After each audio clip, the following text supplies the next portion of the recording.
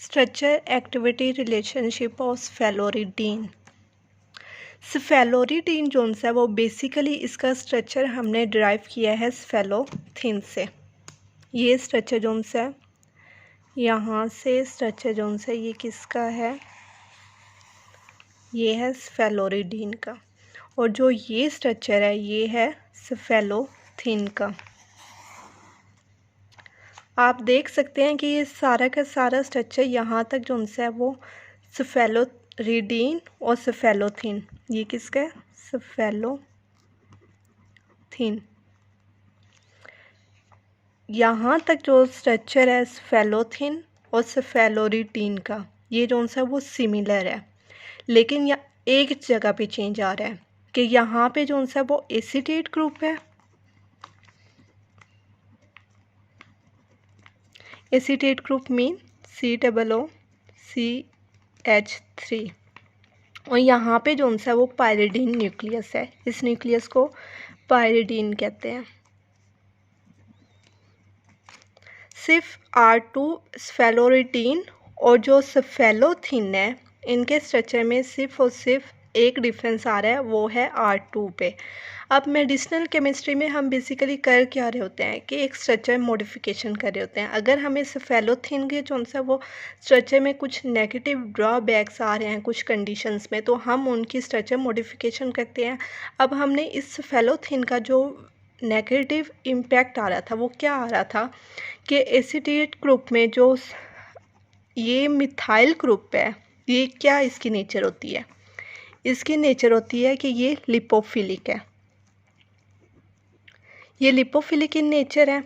अब जोन सी भी ड्रग्स जो कि लिपोफिलिक इन नेचर होती हैं वो बॉडी में ज़्यादा देर के लिए एग्जिस्ट करती है। जब वो बॉडी में ज़्यादा देर के लिए एग्जिस्ट करेगी मतलब उसका जोन सा वो इफ़ेक्ट तो आ रहा होगा, लेकिन उसके नेगेटिव साइड इफ़ेक्ट्स भी बहुत ज़्यादा आ रहे होते हैं। टॉक्सिसिटी मतलब इंक्रीज़ हो रही होती है।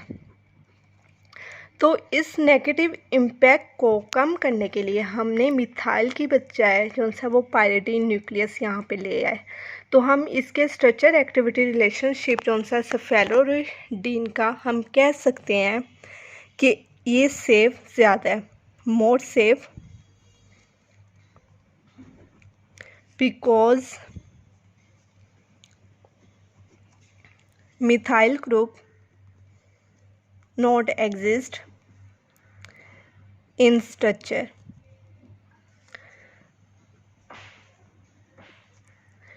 क्योंकि मिथाइल को हमने वो किससे रिप्लेस कर दिया है, पायरिडीन से।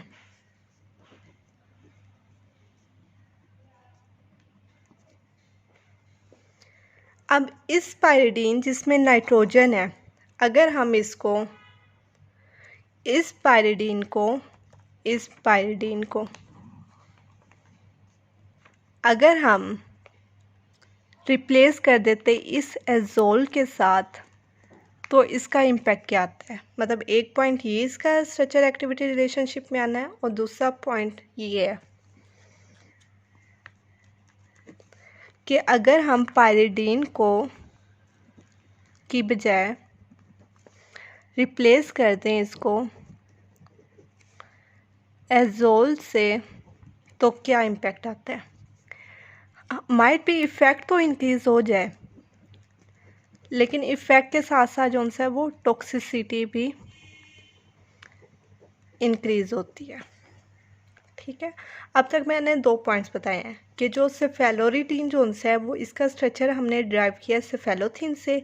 स्फेलोथिन और स्फेलोरिडीन के स्ट्रक्चर में सिर्फ 2 डिफरेंस है कि जो स्फेलोथिन है उसमें मिथाइल ग्रुप है, मिथाइल ग्रुप था, लेकिन जो स्फेलोरिडीन है उसमें पायरिडीन न्यूक्लियस हमने ऐड किया।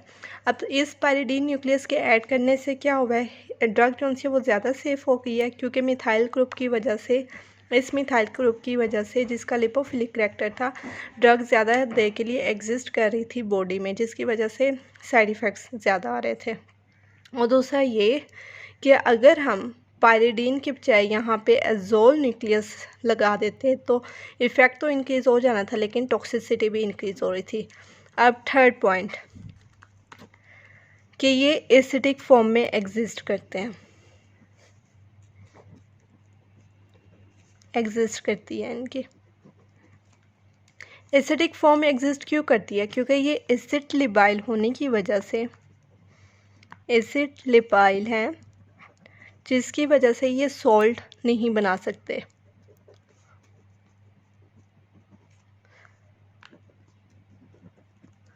और चौथा ये पॉइंट कि अब सेफम न्यूक्लियस क्या है, इस को क्या कहते हैं हम? बीटा लैक्टम कहते हैं।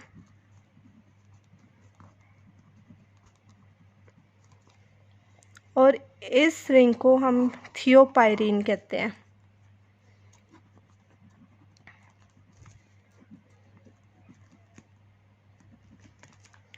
थियोपाइरीन और बीटा लैक्टम के ओवरऑल स्ट्रक्चर को जब ये दो रिंग्स कंबाइन करती हैं तो इसको हम सेफम कहते हैं।